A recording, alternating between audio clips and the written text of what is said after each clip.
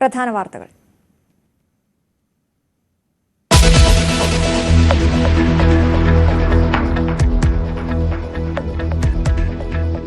പഹൽഗാം ഭീകരാക്രമണത്തിന്റെ പശ്ചാത്തലത്തിൽ പ്രധാനമന്ത്രിയുടെ വസതിയിൽ തന്ത്രപ്രധാന യോഗം. പ്രതിരോധ മന്ത്രിയും സുരക്ഷാ ഉപദേഷ്ടാവും സംയുക്ത സേനാ മേധാവിയും യോഗത്തിൽ. अगले 25 वर्षों की समय सीमा तय की है. हमारे पास समय सीमित है, लक्ष्य बड़े हैं. തിരിച്ചടി ഉടൻ ഉണ്ടാകുമെന്ന സൂചന നൽകി പ്രധാനമന്ത്രി. ലക്ഷ്യം വലുത്, സമയം കുറവ്. സുരക്ഷാ കാര്യങ്ങൾക്കുള്ള മന്ത്രിസഭാ യോഗം നാളെ. നയതന്ത്ര നീക്കങ്ങൾ സജീവമാക്കി ഇന്ത്യ.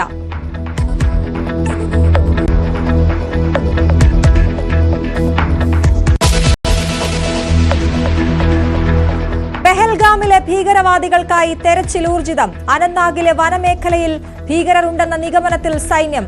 പഹൽഗാം ആക്രമണ സമയത്തെ പുതിയ ദൃശ്യങ്ങൾ പുറത്ത്.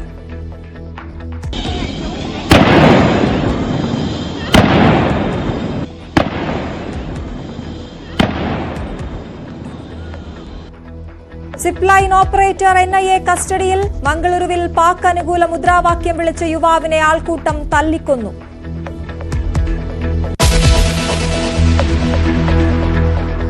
പുലിപ്പല്ല് മാലയാക്കിയ കേസിൽ വേടന് ജാമ്യമില്ല. 2 ദിവസം വനംവകുപ്പ് കസ്റ്റഡിയിൽ. ചുമത്തിയത് മൃഗവേട്ട അടക്കമുള്ള വകുപ്പുകൾ. വൈറ്റലയിലെ ഫ്ളാറ്റിലെത്തിച്ച് തെളിവെടുക്കുന്നു.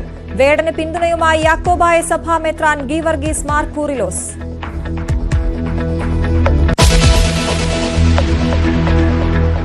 ഹൈബ്രിഡ് കഞ്ചാവ് കേസിൽ ചോദ്യം ചെയ്യൽ തുടരുന്നു. സിനിമാ നിർമ്മാണ സഹായി ജോഷിയും ബിഗ് ബോസ് താരം ജിൻഡോയും എക്സൈസ് ഓഫീസിൽ. തസ്ലിമയെ അറിയാമെന്ന് ജോഷി. ഒരുപാട് കാര്യങ്ങൾ പറയാനുണ്ടെന്ന് ജിൻഡോ. ഷൈൻ ടോമിനും ശ്രീനാഥ് ഭാസിക്കും ഹൈബ്രിഡ് കഞ്ചാവ് കേസുമായി ബന്ധമില്ലെന്ന് എക്സൈസ്.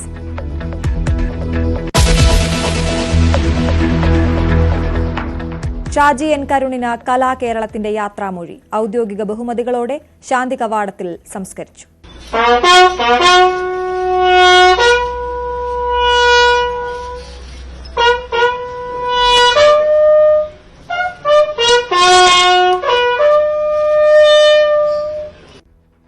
സംസ്കാര ചടങ്ങുകളിൽ പങ്കെടുത്ത പ്രമുഖരുടെ നീണ്ട നിര.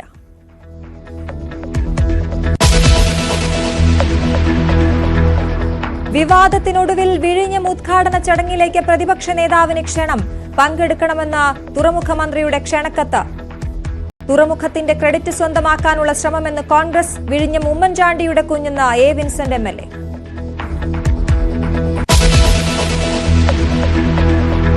PV അൻവറിനെ കോൺഗ്രസിലെത്തിക്കാൻ നീക്കം. നേതാക്കളുമായി രഹസ്യ ചർച്ചകൾ നടന്നു. അൻവർ തൃണമൂൽ ബന്ധം ഉപേക്ഷിക്കുമെന്ന് സൂചന. News 18 big breaking.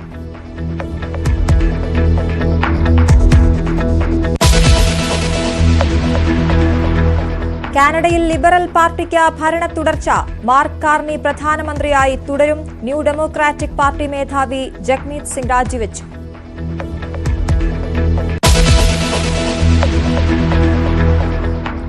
IPL-ൽ play off സാധ്യത നിലനിർത്താൻ കൊൽക്കത്ത ഇന്ന് ഡൽഹി ക്യാപിറ്റൽസിനെ നേരിടും. ജയിച്ചാൽ ഡൽഹി 1-ാം സ്ഥാനത്ത്.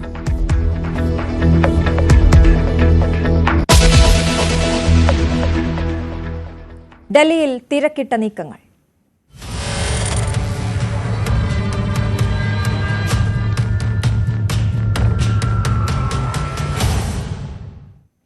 ഡൽഹിയിൽ തന്ത്രപ്രധാന യോഗം. പ്രധാനമന്ത്രി വിവിധ സേനാ തലവന്മാരുമായി യോഗം ചേരുകയാണ്. പ്രതിരോധ മന്ത്രിയും സംയുക്ത സേനാ മേധാവിയും യോഗത്തിൽ പങ്കെടുക്കുന്നു. നാളെ സുരക്ഷാ കാര്യങ്ങൾക്കുള്ള മന്ത്രിസഭാ യോഗം ചേരുന്നതിന് മുന്നോടിയായിട്ടാണ് പ്രധാനമന്ത്രി സേനാ തലവന്മാരെ കാണുന്നത്. TG സജിത്ത് ഏറ്റവും പുതിയ വിവരങ്ങളുമായി ചേരുന്നു. ഒരു തിരിച്ചടി ഉടൻ എന്ന സൂചന നൽകുകയാണോ? ഇപ്പോൾ ഏറ്റവും ഒടുവിൽ ലഭ്യമാകുന്ന വിവരങ്ങൾ എന്തൊക്കെയാണ് സജിത്ത്? അശ്വതി സൂചിപ്പിച്ചതുപോലെ ഒരു തിരിച്ചടിക്ക് രാജ്യമൊരുങ്ങുന്നു എന്ന സൂചനയാണ് പൊതുവിൽ ഈ നീക്കങ്ങളെല്ലാം ഇട നൽകുന്നത്. അതിസുപ്രധാനമായ യോഗങ്ങളാണ് രാജ്യ തലസ്ഥാനത്ത് നടക്കുന്നത്.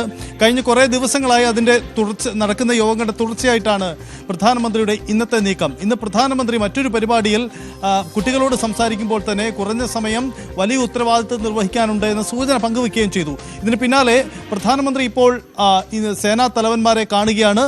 സംയുക്ത സേനാ മേധാവിയുണ്ടൊപ്പം തന്നെ പ്രതിരോധ മന്ത്രിയുമുണ്ട്. ഈ നീക്കത്തിന് ശേഷമാണ് നാളെ സുരക്ഷാ കാര്യങ്ങൾക്കുള്ള മന്ത്രിസഭാ യോഗം, കേന്ദ്ര മന്ത്രിസഭാ യോഗം ചേരുന്നത്. തന്ത്രപ്രധാനമായ തീരുമാനം കൈക്കൊള്ളേണ്ട ഒരു യോഗമാണ് അത്. കാരണം രാജ്യം ഇത്തരം പ്രധാനപ്പെട്ട തീരുമാനങ്ങൾ കൈക്കൊള്ളേണ്ടത് ഈ മന്ത്രിസഭാ യോഗത്തിലാണ്. അതുകൊണ്ട് തന്നെ നാളെ ചില പ്രധാനപ്പെട്ട തീരുമാനങ്ങളിലേക്ക് രാജ്യം കടക്കുന്നു എന്ന സൂചന തന്നെയാണ് പൊതുവിൽ പങ്കുവയ്ക്കപ്പെടുന്നത്. എന്തായാലും ഇതൊക്കെ വലിയ തരത്തിലുള്ള നീക്കത്തിന്റെ തുടക്കം എന്ന് തന്നെയാണ് വിലയിരുത്തപ്പെടുന്നത്. ഇന്ന് ഉച്ചയ്ക്ക് ശേഷം ആഭ്യന്തര വകുപ്പിലെ പ്രധാനപ്പെട്ട ഉദ്യോഗസ്ഥരുടെ യോഗം ചേർന്നിരുന്നു.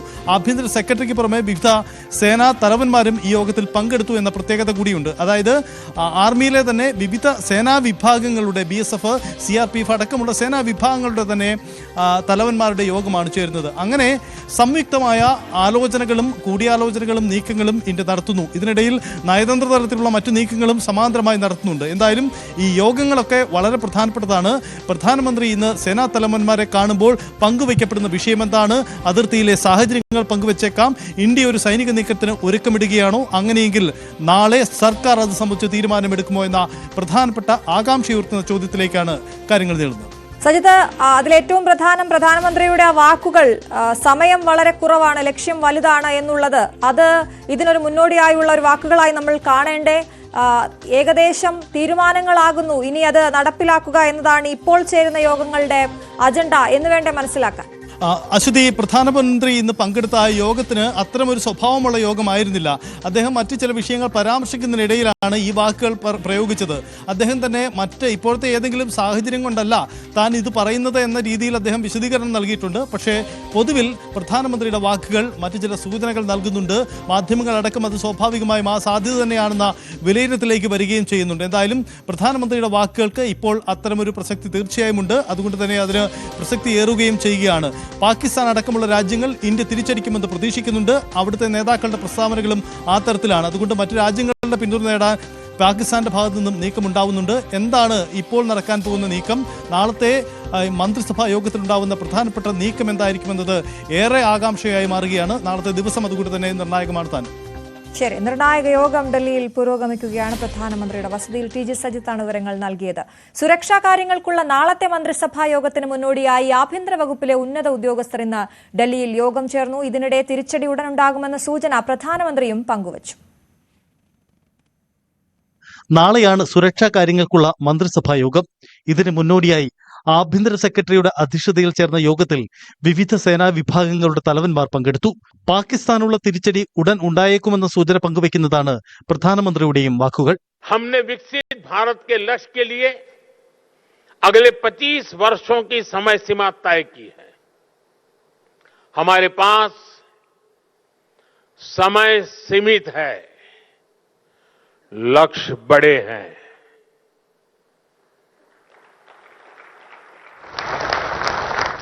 ഇതിനിടെ പെഹൽഗാമിൽ വെടിവെപ്പ് നടത്തിയ തീവ്രവാദികൾക്കായി തിരച്ചിൽ ശക്തമാക്കി സൈന്യം. കാശ്മീരിലെ വനമേഖലകളിലാണ് തിരച്ചിൽ നടക്കുന്നത്. അക്രമ സമയത്ത് പെഹൽഗാമിൽ സ്ലിപ്പ് ലൈൻ സർവീസ് നടത്തുകയായിരുന്ന വ്യക്തിയെയും NIA ചോദ്യം ചെയ്യുന്നുണ്ട്. വെടിവെപ്പ് നടന്നപ്പോൾ ഇയാൾ അള്ളാഹു അക്ബർ എന്ന് വിളിച്ചെന്നാണ് ആരോപണം. ഇത് സംബന്ധിച്ച വീഡിയോയും പുറത്തു വന്നു.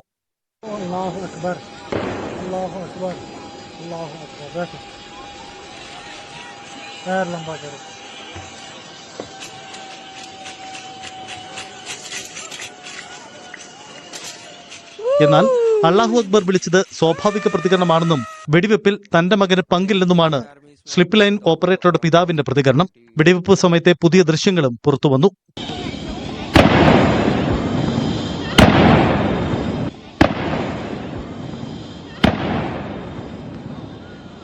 പഹൽഗാം സംഭവത്തിൽ നയതന്ത്ര നീക്കങ്ങൾ ശക്തമാക്കുകയാണ് ഇന്ത്യ. വിദേശകാര്യമന്ത്രി S ജയശങ്കർ ഗ്രീസ്, സൈപ്രസ് വിദേശകാര്യമന്ത്രിമാരുമായി ചർച്ച നടത്തി. ഇതിനിടെ സംഭവത്തിൽ തങ്ങൾക്ക് പങ്കില്ലെന്ന നിലപാട് ലോകരാജ്യങ്ങളെ അറിയിക്കാൻ ശ്രമിക്കുകയാണ് പാകിസ്ഥാനും. സിന്ധു നദിയിലെ വെള്ളം തടയുന്നതിനെതിരെ പാകിസ്ഥാൻ ലോകബാങ്കിനെ സമീപിച്ചേക്കും. News desk, news 18. പഹൽഗാം ഭീകരാക്രമണത്തിൽ നിർണായക സാക്ഷിമൊഴികൾ രേഖപ്പെടുത്തി NIA. ആക്രമണ സമയത്ത് മരത്തിനു മുകളിൽ ഒളിച്ചിരുന്ന പ്രദേശവാസിയെ ബൈസറണിലെത്തിച്ച് ആക്രമണ രംഗം NIA പുനരാവിഷ്കരിച്ചു. ഭീകരരുടേതെന്ന് സംശയിക്കുന്ന ദൃശ്യങ്ങൾ പകർത്തിയ മലയാളിയായ ശ്രീജിത്തിന്റെ മൊഴിയും NIA രേഖപ്പെടുത്തി. പഹൽഗാമിൽ ആക്രമണത്തിന് നേതൃത്വം നൽകിയ ഹാഷിം മൂസ പാക് ആർമിയിലെ മുൻ സ്പെഷ്യൽ കമാൻഡോയാണ്. പഹൽഗാം ഭീകരാക്രമണത്തിൽ NIA അന്വേഷണം തുടരുകയാണ്. കൊല്ലപ്പെട്ടവർക്കൊപ്പമുണ്ടായിരുന്നവരുടെയും സംഭവസ്ഥലത്തുണ്ടായിരുന്ന പ്രദേശവാസികളുടെയും മൊഴി NIA രേഖപ്പെടുത്തി. ബൈസരണിലെ ഭീകരാക്രമണ രംഗവും NIA പുനരാവിഷ്കരിച്ചു. ആക്രമണ സമയത്ത് 1 മണിക്കൂറിലധികം നേരം മരത്തിൽ ഒളിച്ച പ്രദേശവാസിയെ ബൈസരണിലെത്തിച്ചാണ് രംഗം പുനരാവിഷ്കരിച്ചത്. ഭീകരരിൽ നിന്ന് രക്ഷപ്പെടാനാണ് ഇയാൾ മരത്തിൽ കയറിയത്. നടന്ന സംഭവം ഇയാൾ അന്വേഷണ സംഘത്തോട് വിശദീകരിച്ചു. മൊബൈലിൽ പകർത്തിയ ദൃശ്യങ്ങളും NIA ശേഖരിച്ചു. ആക്രമണം നടന്ന സ്ഥലത്ത് 400-ലധികം പേരുണ്ടായിരുന്നുവെന്നും ഇയാൾ മൊഴി നൽകിയിട്ടുണ്ട്. ആക്രമണത്തിന് 3 ദിവസം മുമ്പ് ബൈസരണിൽ നിന്ന് ഭീകരരുടെ സാമ്യമുള്ള ദൃശ്യങ്ങൾ പകർത്തിയ മലയാളിയായ ശ്രീജിത്തിന്റെ മൊഴിയും മുംബൈയിലെത്തിയ NIA സംഘം രേഖപ്പെടുത്തി. മൊഴിയെടുപ്പ് 5 മണിക്കൂർ നീണ്ടതായി ശ്രീജിത്ത് ന്യൂസ് 18നോട് പ്രതികരിച്ചു. ഇന്നലെ രാവിലെ മുംബൈ ഹെഡ് ഓഫീസിൽ NIA വിളിച്ചിട്ട് മോർണിംഗ് തൊട്ട് ഏകദേശം 5 മണിക്കൂറോളം ഡീറ്റെയിൽഡ് ആയിട്ടുള്ള ഇൻവെസ്റ്റിഗേഷനും അവരുടെ ടെക്നിക്കൽ ടീം SP DYSP ലെവലിലുള്ള സീനിയർ ഓഫീസേഴ്സ് ആയിട്ടുള്ള ഒരു ഡിസ്കഷൻ നടന്ന് NIA മുംബൈയിൽ. പിന്നെ പല കാര്യങ്ങളും ഡിസ്കസ് ചെയ്ത്, പക്ഷെ അത് മീഡിയയോട് ഔട്ട് ചെയ്യരുതും, ചില സീക്രട്ട് കാര്യങ്ങളും നാഷണൽ സെക്യൂരിറ്റിയുടെ കാര്യമായിരുന്നു, എല്ലാ കാര്യങ്ങളും മീഡിയയോട് പറയരുതു എന്ന് പറയുന്ന കാരണം. പഹൽഗാമിൽ ആക്രമണത്തിന് നേതൃത്വം നൽകിയ സംഘത്തിലെ 2 പേര് 1.5 വർഷം മുമ്പാണ് ഇന്ത്യയിലെത്തിയത്. സാംബ അതിർത്തിയിലൂടെയാണ് ഹാഷിം മൂസയും അലിഭായ് എന്ന് വിളിക്കുന്ന തൽഹയും നുഴഞ്ഞു കയറിയത്. ഇതിൽ ഹാഷിം മൂസ പാക് ആർമിയിലെ മുൻ സ്പെഷ്യൽ കമാൻഡോയാണ്. സെഡ്മോർ ടണൽ ആക്രമണത്തിന് പിന്നിലും മൂസയാണെന്ന് സുരക്ഷാ ഏജൻസികൾ വ്യക്തമാക്കുന്നു. ഇവർ ഇപ്പോൾ അനന്തനാഗ് മലനിരകളിൽ ഉണ്ടെന്നാണ് നിഗമനം. അതിനിടെ ഐക്യരാഷ്ട്രസഭയിൽ വിഷയം ഉന്നയിച്ച ഇന്ത്യ ആഗോള ഭീകരതയ്ക്ക് ഇന്ധനം നൽകുന്ന തെമ്മാടി രാഷ്ട്രമാണ് പാകിസ്ഥാനെന്ന് തുറന്നടിച്ചു. The whole world has heard Pakistan's Defense Minister Khwaja Asif admitting and confessing Pakistan's history of supporting, training and funding terrorist organizations in a recent television interview. എന്നാൽ നിയന്ത്രണ രേഖയിൽ 5-ാം ദിവസം വെടിനിർത്തൽ കരാർ ലംഘിച്ച് പാകിസ്ഥാൻ പ്രകോപനം തുടരുകയാണ്. National desk news 18. രാജ്യം സങ്കീർണ സാഹചര്യത്തിലൂടെ കടന്നുപോകുമ്പോൾ തീവ്രവാദി ആക്രമണത്തെ മുൻനിർത്തി രാഷ്ട്രീയ വിവാദവും ശക്തമാവുകയാണ്. പ്രധാനമന്ത്രിയും കേന്ദ്ര സർക്കാരിനും മൌനമെന്ന് ചൂണ്ടിക്കാട്ടി കോൺഗ്രസ് നടത്തുന്ന കടുത്ത വിമർശനം പാക് രാഷ്ട്രീയ നേതാക്കളും ഏറ്റെടുത്തു. പാകിസ്ഥാൻ ഏജന്റായി കോൺഗ്രസ് മാറിയെന്നാണ് BJP നൽകിയ മറുപടി. തീവ്രവാദത്തെ ചെറുക്കാൻ സർക്കാരിനൊപ്പമാണെന്ന് പറയുമ്പോഴും കോൺഗ്രസ് കേന്ദ്ര സർക്കാരിനെ കടന്നാക്രമിക്കുകയാണ്. പ്രധാനമന്ത്രിക്ക് മൗനമെന്ന പ്രചരണത്തിന് തലയില്ലാത്ത പ്രധാനമന്ത്രിയുടെ ചിത്രമാണ് സമൂഹമാധ്യമങ്ങളിലൂടെ പങ്കുവച്ചത്.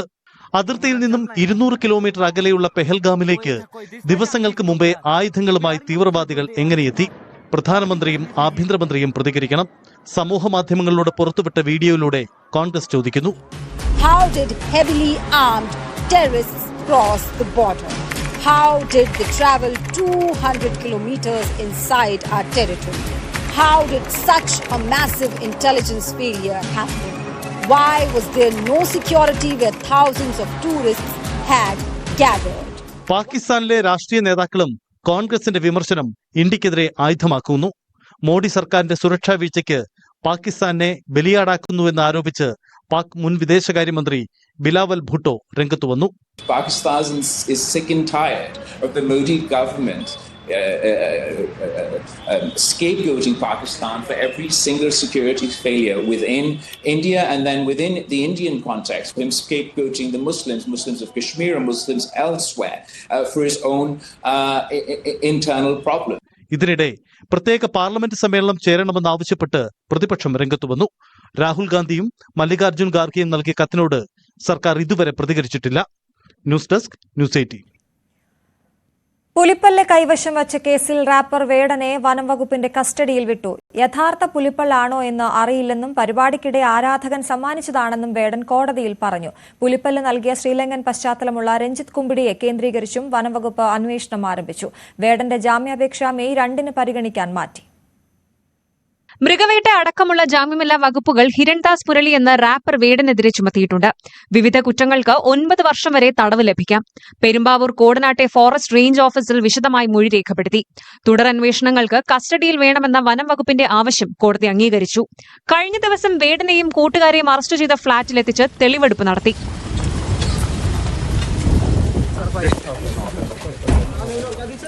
പുലിപ്പല്ല് മാലയിൽ ലോക്കറ്റാക്കി നിർമ്മിച്ചു നൽകിയ തൃശൂരിലെ ജ്വല്ലറിയിലും തെളിവെടുപ്പുണ്ടാകും.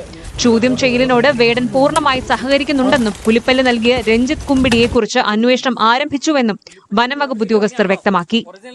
ചോദ്യം ചെയ്യലുമായിട്ട് നല്ല രീതിയിൽ സഹകരിക്കുന്നുണ്ട്. അത് ഓൾട്ടറേഷൻ വരുത്തിയിട്ടുണ്ട്. അപ്പൊ അത് നമുക്ക് അതും അന്വേഷണത്തിന്റെ ഭാഗമായിട്ട് തൃശ്ശൂരുള്ള ഒരു സ്ഥലമാണ്, വിയ്യൂരിനടുത്തൊരു സ്ഥലത്താണ് ഒരു ജ്വല്ലറിയിൽ ചെയ്തിരിക്കുന്നത്. അപ്പൊ അവിടെ ഇതിന്റെ അന്വേഷണത്തിന്റെ ഭാഗമായിട്ട് ഞങ്ങൾ കൊണ്ടുപോകുന്നുണ്ട്. ഒരു ആരാധകൻ കൊടുത്തതാണ് ആളുകളാണ്. ഗിഫ്റ്റ് എന്ന് പറയുന്ന അറിഞ്ഞോ അറിയാതെ വൈൽഡ് ലൈഫ് ആർട്ടിക്കിൾസ് ഒന്നും കൈവശം വെക്കാനായിട്ട് നിയമപരമായി അനുവദിക്കുന്നില്ല. ചോദ്യം ചെയ്യലിന് ശേഷം ഉച്ചയോടെയാണ് Perumbavoor judicial first class magistrate കോടതിയിൽ വേടനെ ഹാജരാക്കിയത്. ചെന്നൈയിലെ പരിപാടിക്കിടെയാണ് പുലിപ്പല്ല് സമ്മാനമായി ലഭിച്ചതെന്നും യഥാർത്ഥ പുലിപ്പല്ലാണെന്ന് തനിക്ക് അറിയില്ലായിരുന്നുവെന്നാണ് വേടന്റെ മൊഴി. പുലിപ്പല്ല് നൽകിയ ആളിന്റെ ഇൻസ്റ്റഗ്രാം വഴിയാണ് പരിചയമെന്നാണ് വേടൻ പറഞ്ഞത്. ന്യൂസ് 18 കൊച്ചി. വേടന്റെ കറുപ്പിന്റെ രാഷ്ട്രീയത്തോടൊപ്പവും ലഹരിക്കെതിരെയുമാണ് തന്റെ നിലപാടെന്ന് യാക്കോബായ സഭാ മെത്രാൻ ഗീവർഗീസ് മാർ കൂറിലോസ്. മനുഷ്യർക്ക് മാത്രമല്ല മൃഗങ്ങൾക്കും അവയുടെ ശരീരഭാഗങ്ങൾക്ക് പോലും ജാതിയുള്ള നാട് എന്നും വേടന്റെ വെളുത്ത ദൈവങ്ങൾക്കെതിരെയുള്ള കലാവിപ്ലവം തുടരട്ടെ എന്നും കൂറിലോസ് പറഞ്ഞു.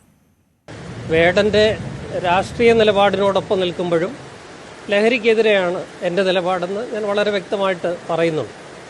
അതുകൊണ്ട് വേടനായാലും വിനായകനായാലും മോഹൻലാലായാലും മമ്മൂട്ടിയായാലും ഞാനായാലും ആര് ലഹരി ഉപയോഗിച്ചാലും അത് നിയമത്തിൻ്റെ വഴിയിൽ തന്നെ അതിനെ കൊണ്ടുപോകേണ്ടതുണ്ട്. നിയമത്തിൻ്റെ വഴിക്ക് തന്നെ പോകേണ്ടതുണ്ട്. ആലപ്പുഴ ഹൈബ്രിഡ് കഞ്ചാവ് കേസിൽ സിനിമാ നിർമ്മാണ സഹായി ജോഷിയെയും ബിഗ് ബോസ് താരം ജിൻഡോയെയും എക്സൈസ് ചോദ്യം ചെയ്തു. മുഖ്യപ്രതി തസ്ലിമയെ അറിയാമെന്നും എന്നാൽ ലഹരി ഇടപാട് ഇല്ലെന്നും ജോഷി പ്രതികരിച്ചു. അല്പം മുമ്പാണ് ജിൻഡോ ചോദ്യം ചെയ്യലിന് ശേഷം പുറത്തിറങ്ങിയത്. ഡയറക്റ്റ് ബാങ്ക് ഇടപാടുകളുണ്ടോ? ഇല്ല, ഞാനിത് നമ്മൾ ചോദിക്കുമ്പോഴേക്കും നമ്മൾ ഒരു 10, 200, 300 ഇട്ട് കൊടുക്കുന്നല്ലാതെ വേറെ നമ്മളൊന്നും കൊടുക്കൂല. ഞാൻ അത്യാവശ്യം കുറച്ച് റിയൽ എസ്റ്റേറ്റ് ബിസിനസ് ചെയ്യുന്ന ഒരാളാണ്. തസ്ലീമയുമായിട്ടാണോ സൗമ്യമായിട്ടാണോ? സൗമ്യമായിട്ട് ബന്ധമില്ല കേട്ടോ. സൗമ്യ എനിക്കറിയില്ല. ജസ്റ്റ് ടീന എനിക്ക് അറിയുള്ളൂ. തസ്ലീമ എന്ന് പറഞ്ഞപ്പോൾ പിടിച്ചപ്പോഴറിയണം ഇങ്ങനെ ക്രിസ്റ്റീന. ആര് ചോദിച്ചാലും നമ്മളെ സംബന്ധിച്ച് ഒരു ഫുഡ് കഴിക്കാണെന്ന് ചോദിച്ചാൽ വിശക്കണം എന്ന് പറഞ്ഞാൽ നമ്മളെ ഇട്ട് കൊടുക്കും. അത്ര സൗഹൃദമുണ്ടോ ഇവരുമായിട്ട്? അത്ര എങ്ങനെയാണ് നമ്മൾ ഒരു പരിചയമില്ല? അങ്ങനെയല്ല, 6 വർഷമായിട്ട് ആള് പരിചയമുണ്ട് നമ്മളോട്. എങ്ങനെയാണ് പരിചയം? അല്ല, അതൊരു ഫിലിമുമായിട്ട് ബന്ധപ്പെട്ട് വരുമ്പോൾ ഒരു കോർഡിനേറ്റർ ആണെന്ന് പറയുമ്പോൾ നമ്മളൊന്ന് കോർഡിനേറ്റർ ആണെന്നാണോ നിങ്ങൾ? അതെ, നമ്മൾ കോർഡിനേറ്റർ. എന്തിന്റെ കോർഡിനേഷൻ ആണ് തസ്ലിമ? അത് എനിക്കൊരു ഫിലിം കോർഡിനേറ്റർ എന്നാ പറയണേ. അപ്പൊ അല്ല, താങ്കൾ സിനിമാ രംഗത്തുള്ള ആളാണല്ലോ. അങ്ങനെ സജീവമുള്ളതല്ല ഞാൻ. അങ്ങനെയാണെങ്കിൽ തന്നെ എന്ത് സിനിമയുമായി ബന്ധപ്പെട്ട കോർഡിനേഷനിലാണ് അവർ ഇടപെട്ടുള്ളത്? അതിപ്പോ ഒരുപാട് പടങ്ങളുണ്ട്. അത് ശരിയാ, ഒരു 2-3 പടങ്ങൾ ഞാൻ കണക്ട് ചെയ്തു. പക്ഷെ അത് കോർഡിനേറ്റർ എന്നുള്ളത് കൊണ്ട് എന്താണ് ഉദ്ദേശിക്കുന്നത്? എന്ത് ജോലിയാണ് അവർ ചെയ്യുന്നത്? എന്ത് ജോലിയാണ് ചെയ്യുന്നത്? താങ്കളുമായി പരിചയപ്പെടാനുള്ള ഒരു സാഹചര്യത്തിൽ എന്ത് ജോലിയിലാണ് നിങ്ങൾ? ഒരു ഫിലിമുമായിട്ട് ബന്ധപ്പെട്ട് ഒരു ഇതിൽ വന്ന് പരിചയപ്പെട്ടോ, ഒരു മീറ്റിംഗുമായിട്ട് ബന്ധപ്പെട്ട. അല്ലാതെ അവരെ 2-3 വർഷമായിട്ട് എനിക്ക് പരിചയമുണ്ട്. കാരണം പുള്ളിയായിട്ട് ഫാഷൻ ഷോയിലൊക്കെ വെച്ച് ഞാൻ കണ്ടിട്ടുണ്ട്. പിന്നെ വെച്ചിട്ടുണ്ടെങ്കിൽ ആളുടെ കോൺടാക്റ്റിലുള്ള ഒത്തിരി ആൾക്കാരിവിടെ ഉണ്ട്. അപ്പൊ അവരെല്ലാവരും ചെറിയ പൈസ സെൻഡ് ചെയ്താൽ പോലും ഞാൻ പൈസ സെൻഡ് ചെയ്തത് എന്തിനാന്ന് ഞാൻ പറഞ്ഞുതരാം. അതായത് ആളുടെ അച്ഛന് സുഖമില്ല, കറക്റ്റ് തെളിവാട്ടോ. നിങ്ങൾ കേട്ടോ, ആളുടെ അച്ഛന് സുഖമില്ല എന്ന് പറഞ്ഞ് എന്നോട് പറഞ്ഞ് കൈയും കാലും പിടിച്ച് ചോദിച്ചപ്പോ ഞാൻ പൈസ ഇട്ട് കൊടുത്തു, ഒരു 8,000 രൂപ. ഞാൻ ഒരുപാട് കഷ്ടപ്പെട്ടിട്ട് ബിഗ് ബോസ് വിജയിച്ച ആളാ. വല്ല സിനിമയും ചെയ്ത് ജീവിക്കാൻ വേണ്ടി, അതായത് സിനിമ ജീവിക്കാനല്ലടാ എന്റെ ആഗ്രഹം. എത്ര വർഷത്തെ ആഗ്രഹം കൊണ്ടായി ഞാൻ ബിഗ് ബോസിൽ പോയിട്ട് അത്രയും നിങ്ങൾ ജനപ്രേക്ഷകര് കൊടുക്കണ ഒരു ബാഡ് ആയിട്ടുള്ള ഇമേജ് കൊടുക്കല്ലേ. എനിക്ക് ഒന്നും അറിയില്ല അങ്ങനത്തെ ആൾക്കാർ. ഞാൻ യൂസ് ചെയ്യാറില്ല. ഞാൻ ഈ സാധനത്തിന് ഇനി എവിടെ ആര് യൂസ് ചെയ്യാനാണോ ഞാൻ വിളിച്ചു പറയും. ഞാൻ പറഞ്ഞു തരണ്ട. അതെ, ഞാൻ 2 ട്രാൻസാക്ഷനുള്ളൂ. നിരപരാധി വരുമ്പോ ചോദിച്ചോ, അവര് പറയും. ഇന്നലെ വിളിച്ചു വരുത്തിയ നടന്മാരായ ഷൈൻ ടോം ചാക്കോ, ശ്രീനാഥ് ഭാസി എന്നിവരുമായി തസ്ലിമയ്ക്ക് ലഹരി ഇടപാടുകൾ നടന്നിട്ടുണ്ടെങ്കിലും ആലപ്പുഴയിലെ കഞ്ചാവ് കേസിൽ നിലവിൽ ബന്ധമില്ല എന്നാണ് എക്സൈസിന്റെ കണ്ടെത്തൽ. കുന്നമംഗലം കാരന്തൂരിലെ ലോഡ്ജിൽ നിന്ന് MDMA പിടികൂടിയ കേസിലെ മുഖ്യപ്രതി പിടിയിൽ. നൈജീരിയൻ സ്വദേശിയായ ഫ്രാൻസിൻ കെൻസിയാണ് പിടിയിലായത്. നോയിഡയിലെത്തിയാണ് പോലീസ് ഇയാളെ പിടിച്ചത്. നേരത്തെ പിടിയിലായ ടാൻസാനിയൻ സ്വദേശികളിൽ നിന്നാണ് പ്രതിയെക്കുറിച്ച് പോലീസിന് വിവരം ലഭിച്ചത്. ജനുവരി 21 നടന്ന പരിശോധനയിലാണ് 227 ഗ്രാം MDMAയുമായി മുസമിൽ, അഭിനവ് എന്നിവർ പിടിയിലായത്. വീണ്ടും വാർത്തയിലേക്ക്. വിവാദത്തിനൊടുവിൽ വിഴിഞ്ഞം ഉദ്ഘാടന ചടങ്ങിലേക്ക് പ്രതിപക്ഷ നേതാവ് VD സതീശനെ ക്ഷണിച്ച സർക്കാർ. ഉദ്ഘാടനത്തിൽ പങ്കെടുക്കാൻ അഭ്യർത്ഥിച്ച തുറമുഖ മന്ത്രി VN വാസവൻ പ്രതിപക്ഷ നേതാവിന് കത്ത് നൽകി. ഒഴിവാക്കൽ വിവാദമായതോടെയാണ് കണ്ടോൺമെന്റ് ഹൌസിലേക്ക് കത്തെത്തിക്കുകയായിരുന്നു എന്നാണ് പ്രതിപക്ഷ നേതാവിന്റെ ഓഫീസിന്റെ പ്രതികരണം. കേരളം കാത്തിരിക്കുന്ന വിഴിഞ്ഞം തുറമുഖത്തിന്റെ ഉദ്ഘാടന ചടങ്ങിലേക്ക് പ്രതിപക്ഷ നേതാവ് VD സതീശനെ ക്ഷണിക്കാത്തത് വിവാദമായിരുന്നു.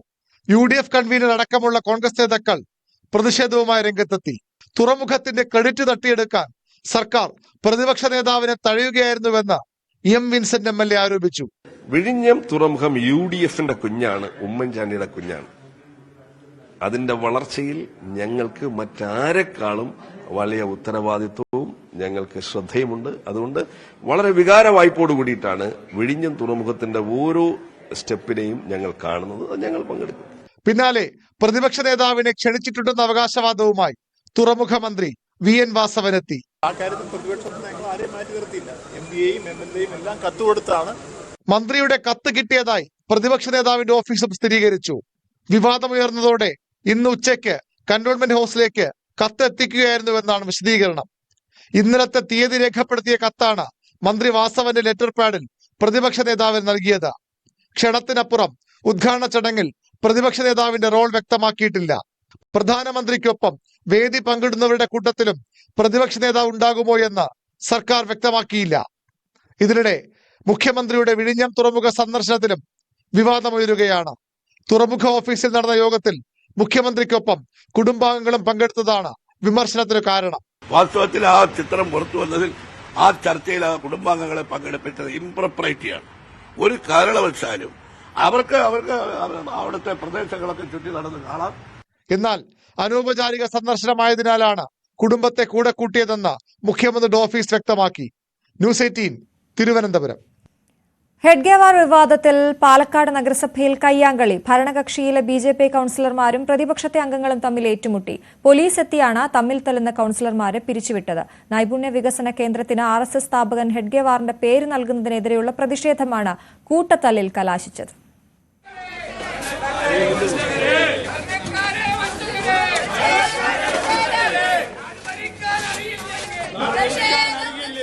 പാലക്കാട് നഗരസഭ കൗൺസിൽ യോഗം ആരംഭിക്കുന്നതിന് തൊട്ടുമുൻപാണ് പ്രതിഷേധവുമായി പ്രതിപക്ഷാംഗങ്ങൾ എത്തിയത്. നൈപുണ്യ വികസന കേന്ദ്രത്തിന് ഹെഡ്ഗേവാറിന്റെ പേര് നൽകുന്നത് അംഗീകരിക്കാനാകില്ല എന്ന് വ്യക്തമാക്കി പ്രതിപക്ഷാംഗങ്ങൾ പ്ലക്കാർഡുകൾ ഉയർത്തി, മുദ്രാവാക്യം മുഴക്കി. പ്രതിപക്ഷ കൗൺസിലർമാർ ചെയർപേഴ്സന്റെ ഡയസിലേക്ക് കയറിയതോടെ കാര്യങ്ങൾ സംഘർഷാവസ്ഥയിലേക്ക് നീങ്ങി.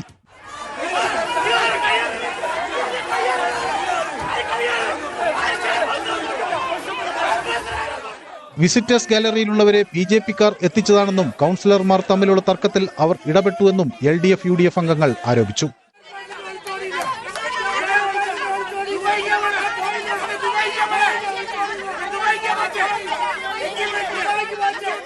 നഗരസഭ നിർമ്മിക്കുന്ന നൈപുണ്യ വികസന കേന്ദ്രത്തിന് ഹെഡ്ഗേവാറിന്റെ പേരിട്ടത് സഭയിൽ ചർച്ച ചെയ്യാതെയാണെന്നും അത് അനുവദിക്കില്ല എന്നുമുള്ള ഉറച്ച നിലപാടിലാണ് പ്രതിപക്ഷ കക്ഷികൾ.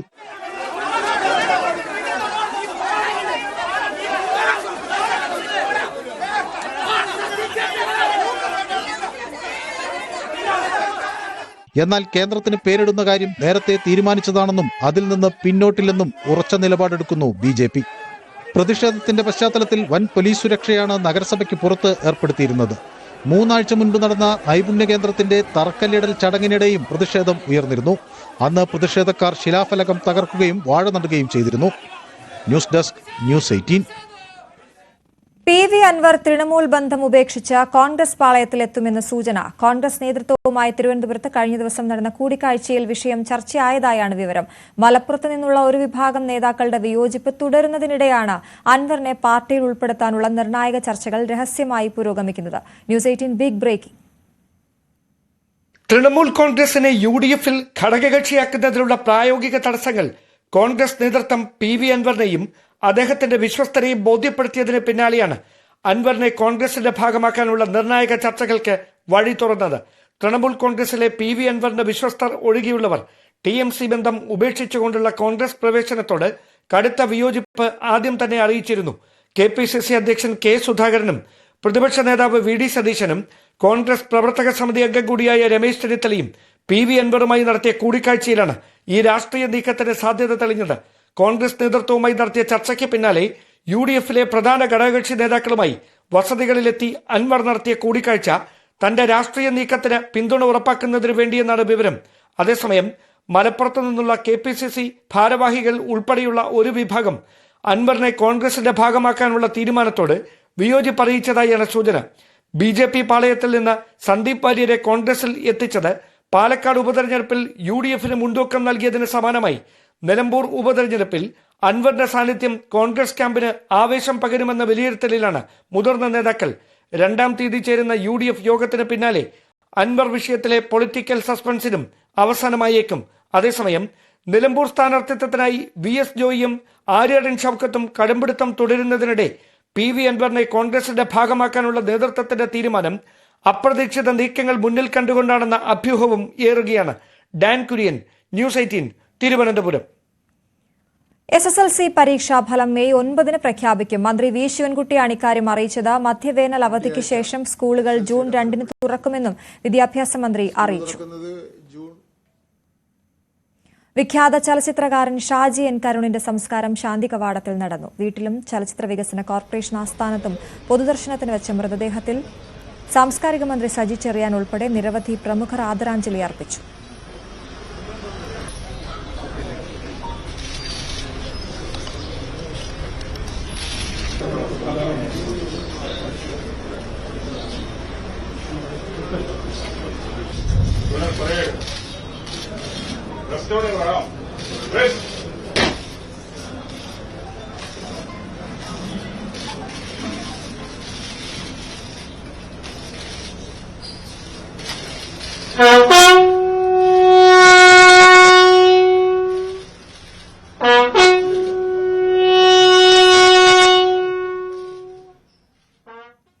ദേശീയ സുരക്ഷയുടെ ഭാഗമായി ഒരു രാജ്യം സ്പൈവെയർ ഉപയോഗിക്കുന്നതിൽ തെറ്റില്ലെന്ന് സുപ്രീംകോടതി.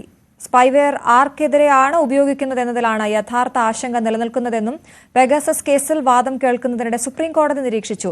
ജസ്റ്റിസുമാരായ സൂര്യകാന്ത്, N കോടീശ്വർ സിംഗ് എന്നിവരുടെ ബെഞ്ചാണ് കേസ് പരിഗണിച്ചത്. ഇസ്രയേലി സ്പൈവെയറായ പെഗാസസ് ഉപയോഗിച്ച കേന്ദ്ര സർക്കാർ രാഷ്ട്രീയ നേതാക്കൾ, മാധ്യമപ്രവർത്തകർ, ആക്ടിവിസ്റ്റുകൾ തുടങ്ങിയവരെ നിരീക്ഷിക്കുന്നു എന്നാരോപിച്ചുള്ള കേസാണ് സുപ്രീംകോടതി പരിഗണിച്ചത്. IPL-ൽ പ്ലേ ഓഫ് സാധ്യതകൾ നിലനിർത്താൻ കൊൽക്കത്ത നൈറ്റ് റൈഡേഴ്സ് ഇന്ന് ഡൽഹി ക്യാപിറ്റൽസിനെ നേരിടും. പഞ്ചാബിനെതിരായ കൊൽക്കത്തയുടെ മത്സരം മഴ മൂലം റദ്ദാക്കിയിരുന്നു. അതേസമയം ജയിച്ചാൽ ബംഗളൂരുവിനെ മറികടന്ന് പോയിന്റ് പട്ടികയിൽ ഒന്നാമതെത്താൻ ഡൽഹിക്കാകും. രാത്രി 7:30 ഡൽഹി അരുൺ ജെയ്റ്റ്ലി സ്റ്റേഡിയത്തിലാണ് മത്സരം. സംസ്ഥാന സർക്കാരിന്റെ വാർഷികാഘോഷ പരിപാടികൾക്ക് ഇടുക്കിയിൽ തുടക്കമായി. ആഘോഷത്തോടനുബന്ധിച്ച് നടക്കുന്ന എന്റെ കേരളം ഇടുക്കി ജില്ലാതല പ്രദർശന വിപണനമേള Vazhathope vocational higher secondary school മൈതാനത്ത് തുടങ്ങി. സംസ്ഥാന സർക്കാരിന്റെ പ്രവർത്തനങ്ങളെ വിലയിരുത്താൻ ജനങ്ങൾക്ക് അവസരമൊരുക്കുകയാണ്. സർക്കാരിന്റെ വിവിധ വകുപ്പുകളുടെ സ്റ്റാളുകളും കലാപരിപാടികളും കൊണ്ട് സജീവമാണ് പ്രദർശന വിപണനമേള. ഇടുക്കി ജില്ലാ ആസ്ഥാനത്ത് സംഘടിപ്പിച്ച പ്രദർശന വിപണനമേളയുടെ ഉദ്ഘാടനം ജലവിഭവ വകുപ്പ് മന്ത്രി റോഷി അഗസ്റ്റിൻ നിർവഹിച്ചു. പ്രകടമായ വിലയിരുത്തലിന് ജനങ്ങൾക്ക് കിട്ടുന്ന ഒരു അവസരമാണ്. എല്ലാ ഡിപ്പാർട്ട്മെന്റുകളുടെയും പ്രവർത്തനങ്ങൾ വിലയിരുത്തുവാനും നിരീക്ഷിക്കുവാനും അതോടൊപ്പം വിജ്ഞാനപ്രദമായ പല കാര്യങ്ങളും മനസ്സിലാക്കാനും സാധിക്കത്തക്ക വിധത്തിലാണ് ഇതിനാവശ്യമായ ക്രമീകരണങ്ങൾ നടത്തിയിട്ടുള്ളത്.